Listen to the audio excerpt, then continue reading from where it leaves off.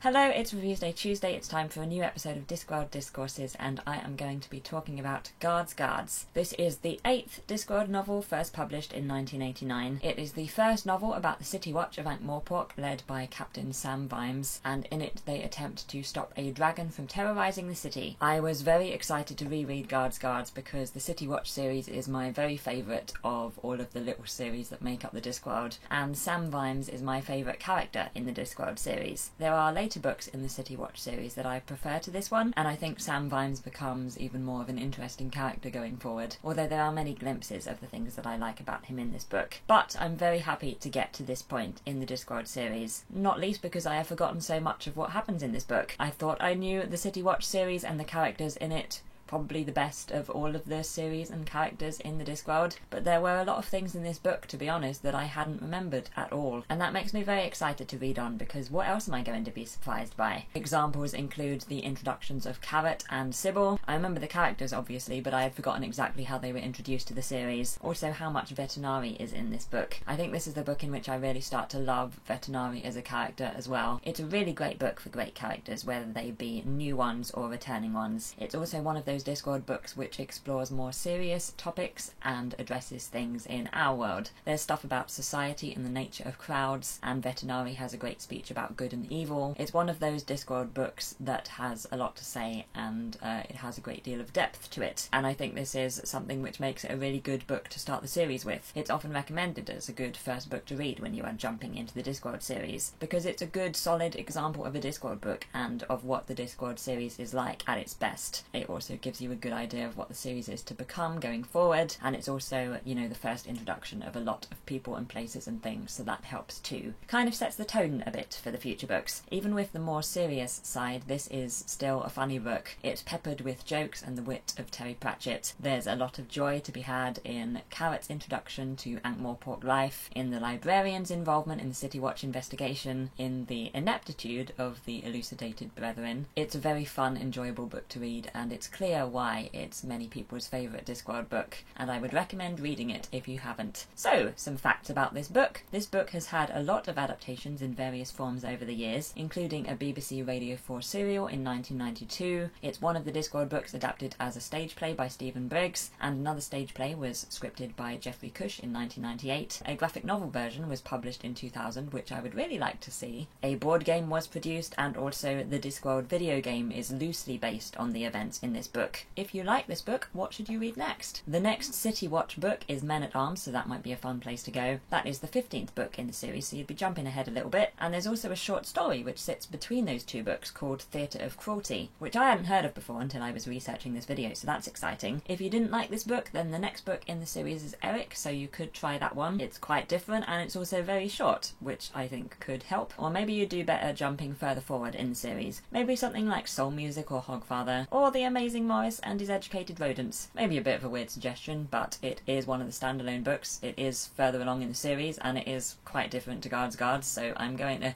throw it out there. Anyway, that's my review of Guards Guards. I really love this book. It's so interesting from a character perspective, and it's also a very good example of a Discworld novel. I will give Guards Guards by Terry Pratchett 4.5 out of 5. So my favourite so far in this reread, and I would really love to know what you think about Guards Guards if you have read it, and who is your favourite character. The next book that I will be reviewing in Discworld Discourses is Eric, and that review will be on the 21st of May, and the full list of Discworld books and when I am planning on reviewing them is in the description below. Let's move across to the end screen. If you would like to see my latest video or some more episodes of Discworld Discourses, then you can do so below me here, and you can also subscribe to my channel or visit my website if you should wish to beside me here, and the link to my Patreon page if you would like to check it out is also in the description below. I hope you have a fantastic day, and I will see you later on in the week.